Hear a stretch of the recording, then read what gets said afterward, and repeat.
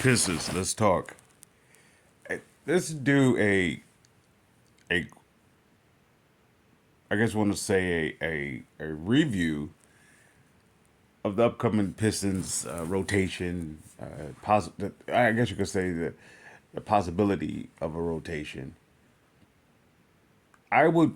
I started. I gave a rotation. I started a rotation with, I believe it was Clinton at the two, Cade at the one, Fontecchio at the three, Tobias at the four, Duran at the five. Okay, if I were to make a an adjustment or a substitute with that starting five, I would lean towards Asar Thompson. And the reason why I originally didn't start Asar Thompson was because I knew his brother, Eamon, was more of a facilitator, and I believe Eamon was, in my mind, was more like a Penny Hardaway esque, and I looked at Asar as more so the likes of a, I want to say, a Sean Marion type. So I now I'm leaning towards Asar playing the two, regardless if Asar shooting, let's say, if there's a lack of shooting or a quality shooting or consistent percentage wise, or let's say a high percentage, I still would start him at the two. And here's the reason why I would start Asar at the two. If my rotation, I mean, let's say my bench rotation or my bench squad would come in, I have Ivy, Hardaway, and Beasley. I have Ivy, Hardaway, and Beasley. Never mind, you have a Stewart, and to anchor that, you have a guy who can clean up a lot of or do a lot of the dirty work. You have Paul Reed. If you're saying I have Ivy, THJ, and Beasley as my one, two, and three, right? Ivy is constantly coming downhill, constantly, because he have too many. You, well, if you're going to stop the ball of Ivy, right? Get it off the glass, go, right? So your defense is primary to stop the ball. Yet Ivy is putting too much pressure on the defense of collapsing. And I want to say Ivy is probably an underrated passer in transition. And he's in not just transition, playmaking. I will say it that way. I believe he's underrated as a playmaker. I saw that far as his first year when I believe he came in with Duran, and they played in the summer league, and he was just finding Duran, just finding him, and I believe he's underrated as a playmaker. Yet he puts so much pressure coming downhill. If you collapse on him or collapse on the ball to stop the ball, I believe he will find you. You have three potential shooters on your squad, on that bench squad. You have, of course, Hardaway, you have Beasley, and you have Stewart. You're not lacking in the defense, even though you could say THJ or Beasley and even Ivy may not be known for the defense. Yet, what you have in Stewart and Reed, you have a you have two individuals. I believe it will be led by Stewart, and it will be supported by Reed. That there is no time off. We're gonna not so much pressure the ball, such as like the likes of a Mike James and Lindsey Hunter with their second unit.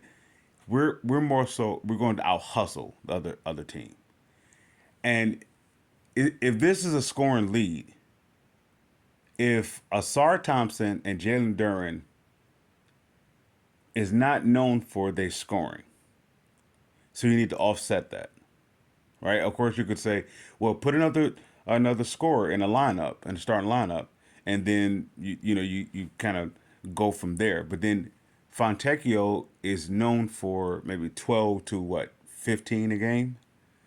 So if you have him going to the bench, along with the likes of, let's say, THJ or Beasley, you still dealing with an unbalanced roster. It's still scoring deficient. So what I'm saying is, if I'm Bickerstaff, I'm looking to not so much be concerned about what the team, the opposition or the opponent is strategizing towards my team. I'm more so saying I'm going to put out here a squad that no matter what they do, they can't beat it.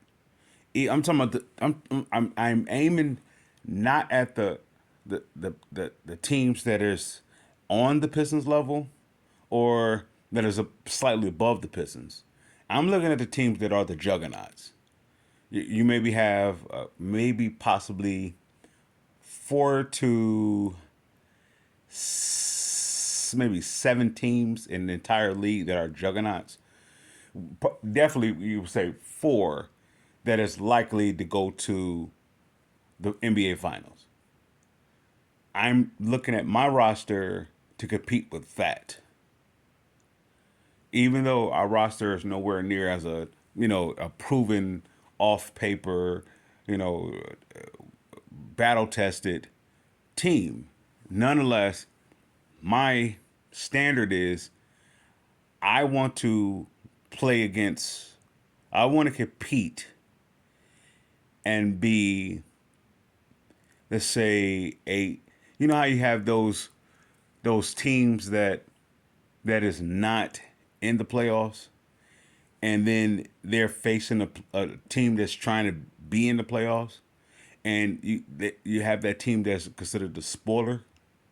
Their job is to basically take out the team that's trying to get to the playoffs or trying to uh, do whatever it takes to get there, or do what's necessary to get there. And I look at the Pistons as a spoiler team that they may not be on the cusp of the top elite, yet they could be the spoiler to those who are trying to be the elite. And that will give them an established reputation. That would allow them to have a name for itself, an identity. Not so much being a spoiler per se, yet they will be so competitive that they would just be able to take on or play at least a competitive game towards the likes of the Denver Nuggets, the Dallas Mavericks, in those teams, Boston Celtics, that are considered the favorites to win it all. With that said, if I have Beasley, THJ, and Ivy coming off my bench with a Stewart and a Reed, I I can stagger that with my starting five where I don't miss a beat. So if I were to start Cade Asar, Fontecchio, Harris, and Duran, I can stagger that. Stewart can play with either Harris or Duran at the 4 or the 5 spot. I can stagger it. Jaden Ivey, I'm going to say that he's going to be where he mostly going to be improved at. I want to say decision making as well as being able to fit along Cade. Not so much clog the way of Cade, or Cade clogging the way for Ivy. I believe they're gonna have a more of a cohesion where they will be able to know how to play off one another. So if I were to start Cade and Asar, Ivy can come in next to Cade or he can come in next to Asar, and it won't miss a beat. Yet if I were to take out, let's say, keep Cade in and I were to bring in Beasley or THJ, I don't miss a beat. Now, the only thing that I will miss with my substitution or my bench substitution will be maybe the lack of the defense. Now, this is why I would start Asar and Fontecchio because I want to establish a tone. Now, Asar and let's say the likes of Durant is not coming into the season. Well, based off last season, they're not. I guess from a eye test, they're not coming in expected to be a offensive threat. Yet at the same time, if you scheme it right, they're not a liability on offense. If you do it right. What I mean by that, when the Pistons had Ben Wallace, Michael Curry, and Cliff Robinson as their front lineup, how do you well they establish a reputation of scoring only, let's say, 60 points a game for a team. So 60 to 80 points a game for a team. Yet with that, those three, the only one that is considered a scoring option is Cliff Robinson. Yet he was defensive minded. So he was like the bridge between Michael Curry and Ben Wallace. Now you knew what you were going to get with Ben Wallace was all out hustle. Michael Curry was going to be a great, let's say you could say, I don't forgive me for using the word great. He was going to be a a nice addition to Ben Wallace, which means that he's going to give you a supporting cast. Well, he's going to be very savvy and smart on defense, and he was going to get you a good 6 to 8 points. Yet it wouldn't be dependable. It's not one of those guys who, okay, we have to get the 6 to 8 points. It would be an addition. So I look at the Pistons now, and that's that. If I were to go with Fontecchio, Asar, and Duran, I look at it that way.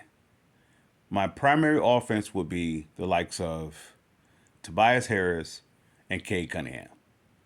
Well, I don't expect them to be defensively. I don't expect Tobias to be a defensive star worth, however you say that. And I don't expect Cade to be a top-notch defender. Yet, if you're if you're banking on them to be the primary scorers or the being the efficient scoring threat, well, then you need to offset them to make sure that they don't have to work twice as hard defensively, or to have somebody to you say weak side help or someone to pick up the slack, if you will, of them not putting so much effort defensively. So I taking off they pedal off offensively. So you need someone to counter support them defensively. So that's why I would say Asar and Fontecchio will be that that to them. They will be your Cliff Robinson to the likes of a Michael Curry and Ben Wallace. It would be the reverse effect. They will be that way towards Tobias and Cade. So if I have Beasley and Harris, not Harris, feel me, Beasley and THJ coming off my bench with a Stewart and a Reed, I'm gonna with the Ivy coming downhill. I have an expectation that Ivy's, I want to say IQ or being able to see the court, the vision, of being a more of a playmaker. I can see that taking the next step forward this year because I believe he himself personally is slowing down, and that's going to allow him to mature, or I would say mature. That would allow him to have the overall vision of the court to broaden, and not just that. When you have a coach who have been there and done it to a degree where he's this a coach that has established young, let's say subpar or sub 500 team, and to make them into a 500 team and make them more a competitive team, the players coming in have something to lean on, and not just that, they have someone that they can really, really respect. This is no slight towards Monty Williams. Monty Williams is coming from a different cloth. He was coming from a veteran perspective. Bickerstaff coached a young team, all right, in Cleveland, and he each year they got better, not just as improvement, just not just along with improvement. They he was able to show them how no longer being they was able to grow, they was able to mature. So I that will be my rotation. I will have Cade, Asar, Fontecchio, Tobias, and Duran. My I will run with a 9-man rotation. No, I could go with a 10-man rotation. Forgive me. I can go. I can go Ivy, Beasley, Hardaway, or vice versa. You could say Hardaway, Beasley, and then I go Stewart and Reed, and that will be my rotation. That balanced me out. Contained with if we're dealing with foul trouble, early foul trouble, what Derwin seems to have had in times past, or we could say injuries from the likes of Stewart, or you could say even when it comes to Ivy, inconsistencies of the past, you can go ahead and also substitute that. The point of it is you're resting your if this is a scoring lead, you're resting your scores so they can concentrate and focus strictly on the scoring the basket. If you give Cade, let's say this way, not so much help as in scoring, but if you give him, let's say, a pressureless breather, when he's able to go to the bench, he's not pressured to okay, you gotta. When you get back in there, you gotta. It'd be more so that he can pick his spots. Cade is at his best when he's able to not be sped up. And what makes him so good is that he found his rhythm how not to be sped up. So you don't want to upset that. You don't want to take that down, or you don't want to tamper with that, or you don't want anything from your team to cause that to stop. If Cade is at his best, he makes everybody else better. Now my gripe against my gripe against Cade was that he hasn't made anyone else better yet. Yet at the same time, I don't believe Monty Williams or anybody else knew what to do with Cade per se. Well, it's not so much their fault, solely their fault when Cade was partially unavailable. So with that being said, yeah, for my bench is my key bench is where it's going to give me some defense, but it's going to give me a lot more offense. Ivy is going to give me 15 to 20. Let's say 15 to 8, definitely 15 to 18 a night off my bench because he's going to get starter minutes. And let's say I have Beasley and Hardaway is going to be my specialists. They're going to be my specialists. No pressure. The specialists. We're just going to find. We're going to find you shots, and we're going to make it so good for you that you're going to be left open because of the pressure that Ivy is going to present. So that would eliminate putting all the pressure for Ivy for being his perimeter scorer and be focused on what he actually is gifted to do, and that's to go downhill. He has a gift such as like a Iverson, if you will. Yet you don't have to play him like Iverson. He has the speed that you can't really match it. You just have to be. The only thing you can do with the likes of an Ivy is to be able to be equally as conditioned and go with him step for step. So if I have Ivy coming down and I have Beasley and Hardaway on my wings per se, right? How do you defend that? Because you just got hit by Cade and Harris. They're gonna master that mid range, and even Tobias can maybe stretch out a little bit. Somebody may say, well, there's not gonna be a lot of scoring. Well, if the Pistons was as bad as they were last year, and Cade is giving you 20 plus 7-7 last year with a you could say a talentless team. And what I mean by that is that it's not that it didn't have any talent; it didn't have the counterparts to, I guess, to complete Cade or to not have Cade to work as hard as much, or not to work as much. So you don't need a lot of shooters around Cade. You just need IQ players around Cade, and this is where Asar Thompson and Fontecchio, I think, will excel. They are IQ players. They are smart. They're heady guys.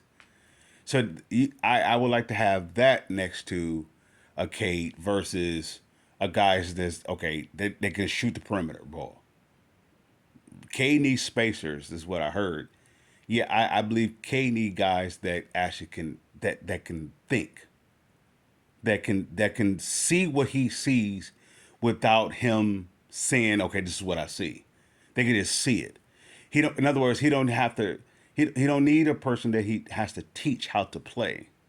He need players to know how to play. Now, this is where I believe where Asar Thompson is like a, you say, well, how would it say? What is the saying goes? Is beyond his years. He's a heady person. He's smart. All right, and this is not even including Sasser.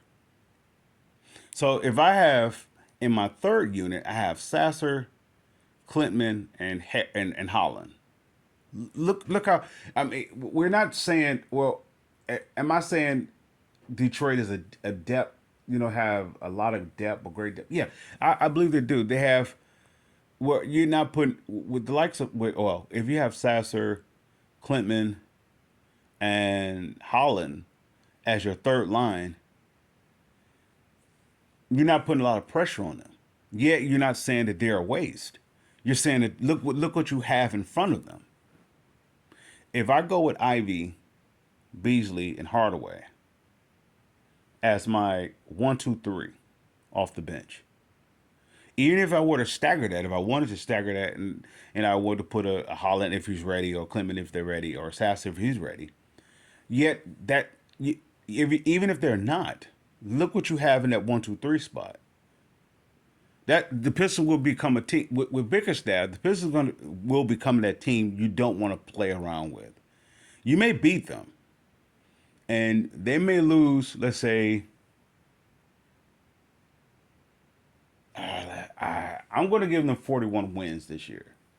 I'm going to give them 41 wins, and maybe even more than that. Yet, let's say they're going to lose. If they lose, if it's an 82 season, they're going to lose 41 games, right? Yet when they lose the 41 games, they're not going to lose it where they was uncompetitive or not competitive. They're going to be in the games, but it's just going to be the lack of cohesion or the lack of experience of being a cohesive unit that may cost them those games versus not showing up, not inspired to show up. So that will be my rotation for this upcoming, at least the start of the season. I'm looking to bring energy, excitement to the crowd, to the fans, giving us something to look at. I'm looking also to have Cade as let's say, if he's going to be the guy they build off, I'm going to make it so that he could be a superstar. It will be, in my eyes, a winning combination because this rotation would give this team the opportunity to grow, and not just that, to mature at a steady incline rate. Somebody may say, well, if you go with Beasley and Hardaway off the bench, what are you saying? that's going to give me my scoring.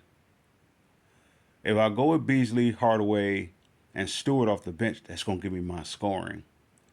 If I go with Ivy, Beasley, Hardaway, and Stewart, that's going to give me my scoring. I'm looking for the Pistons to score at least, let's say, 110 to possibly 120 ish per game. So I'm not. So what does that say about Duran? Duran gave me a double double last year. Do I need him to do more? No, I just need him to be that. Yet, if I have Fontecchio and Asar in a lineup with a leader IQ guy in Cade, Derwin is actually going to, I don't want to say to be the most improved player. Him and Asar was going to be in that. Well, you have their young core is going to be probably mainly most improved. But with the likes of Duran, the woes was against him that he was somewhat unavailable because of injuries, and then the likes of him defensively. If you put him next to Asar Thompson and Fontecchio, he will have to play defense because there's no way for him not to play defense. There's no way because you have two guys behind him that will play defense. If he slips or he takes that foot off that he don't want to play defense, or he let's say he's reluctant to do his duties on defensively, make it simple for him. You know, if you're going to make him a weak side help, if you're going to make him a rim protector, whatever, however you're going to do it, make it that it's simple for him to do that. He focus strictly on that. You still have if he doesn't do his assignment, then you still have the likes of Stewart and Reed that will do their assignment. I believe let's say it this way: the Pistons with what they was with what they had and they was able to do with this offseason, they had an A plus. It was an A plus offseason. It was an A plus offseason from top to bottom, from a front office perspective, all the way down to coaching staff and down to the offseason additions. It was an A plus. It was an A plus. It was a well thought out plan versus thrown on the wall to see if it stick because everything is complemented you know everything is complemented in another. When you add when you add in Fatali Patapoco, and then you add a Luke Walton with, of course, I believe